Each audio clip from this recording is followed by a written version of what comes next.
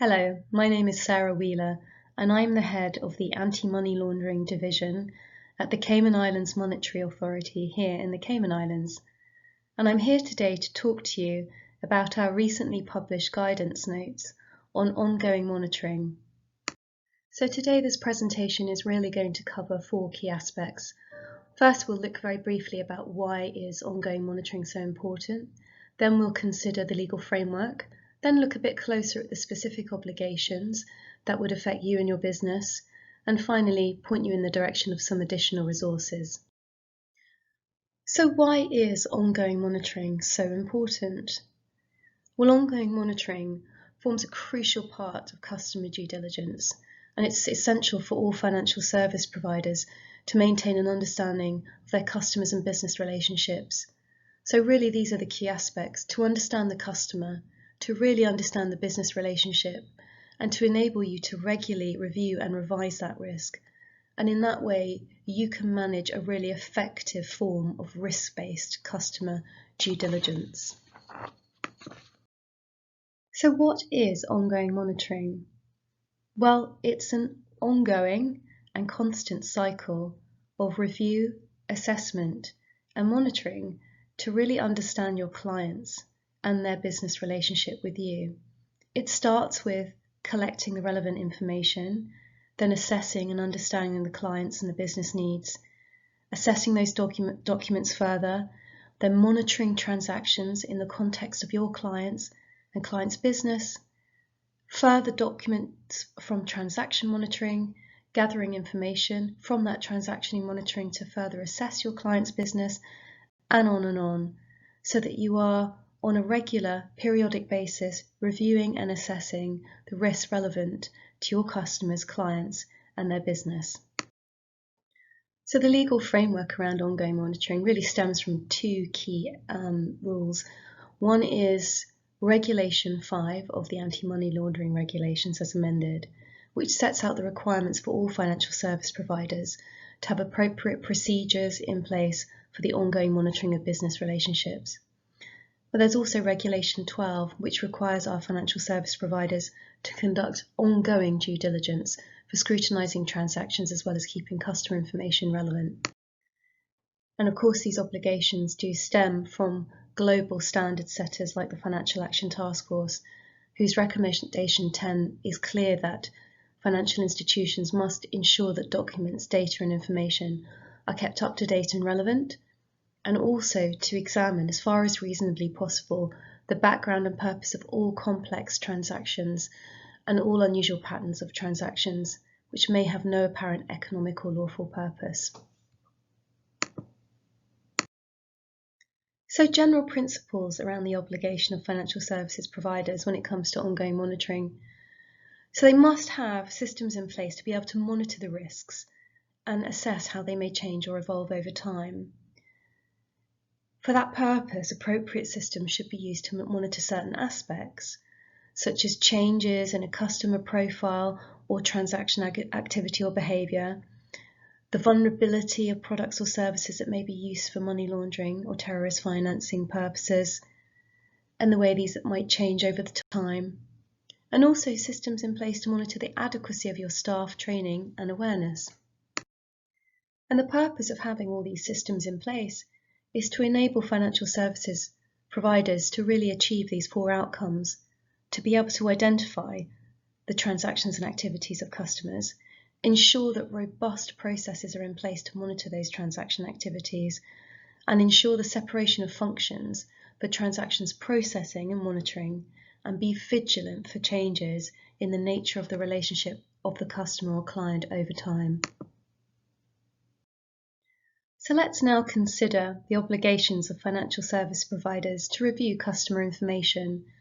Now, it's important to emphasise that this doesn't mean that financial service providers need to check the documentation for their customers and verify that documentation every time the customer enters into a new transaction. What it means is that financial service providers must assess the information received as part of their ongoing monitoring to determine whether it affects the risk related to the business relationship. And that means updating the client due diligence records as determined by the customer's assigned level of risk or on the occurrence of a triggering event. And I'll come on to talk about what that means in a second. It's also really, really important that financial services providers ensure that their customers are periodically screened against required sanctions list, as they may be called upon to freeze assets or take other actions upon the request of law enforcement or other agencies. So I alluded to trigger events in my previous slide, so let's have a look at what those might be. So potential trigger events can include a material change in ownership or management structure, or a reclassification of the jurisdiction where the customer or respondent institution is based. And as you're aware, the nature of countries, sanctioned countries and individuals, etc. changes very, very regularly, so that is a very real and likely trigger event. The identification or entry of a politically exposed person in the business relationship. We also have trigger events such as inconsistencies between the customer's information and the supporting verification evidence that you've looked at, or identification of other adverse information from sources such as media reports or other relevant sources, or just that the customer is suddenly coming to you and requesting a new or higher risk product. So it's important as part of your efforts to recognise, monitor and address these risks that you have appropriate documentation, policies and procedures in place to be able to meet that obligation. So the AML and Counter Finance Terrorist Compliance Programme that your institutions have in place are absolutely key. We would expect that there would be written policies and procedures developed and documented which would make express reference to ongoing monitoring. This should include policies and mechanisms for detecting and reporting suspicious activity. It should also document the parameters for your automated screening systems and should be reviewed periodically to ensure it remains effective and relevant. We would also recommend that you do your own review of trigger events and assess which ones are more likely, which ones you've had to react to more, and make sure that you train your staff on those trigger events so they are aware of all the issues that could arise that may cause them to have to reevaluate the nature of the business and the client relationship. Your business should also be aware of new and emerging trigger events, and there should be a clear understanding that there is no definitive list of trigger events, because this could actually result in an inadequate transaction monitoring process. So this was a very brief introduction to ongoing monitoring, and it is something that will apply very specifically to the nature of your business, your clients, your customers, and your sector. However, there are some additional resources that may help you with further guidance. We've already mentioned the FATF recommendations, and the interpretive notes to recommendation 10 are particularly helpful. We've also mentioned the anti-money laundering regulations here in the Cayman Islands. Regulations 5 and 12 are the relevant sections.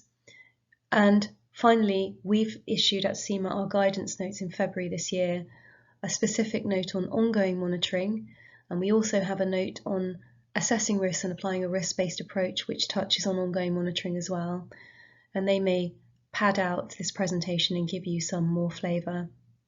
We also have the combined 2019 sectoral risk ratings published by CIMA that gives you a nuanced understanding of the risk in your particular sector, and they should be taken into account when you are devising and designing your ongoing monitoring systems. And finally, you will note that there are a number of AML CFT newsletters and advisories published by CIMA on a regular basis. In May 2020, we published our AML CFT newsletter, The Anchor, which also has some useful guidance around targeted financial sanctions, for example.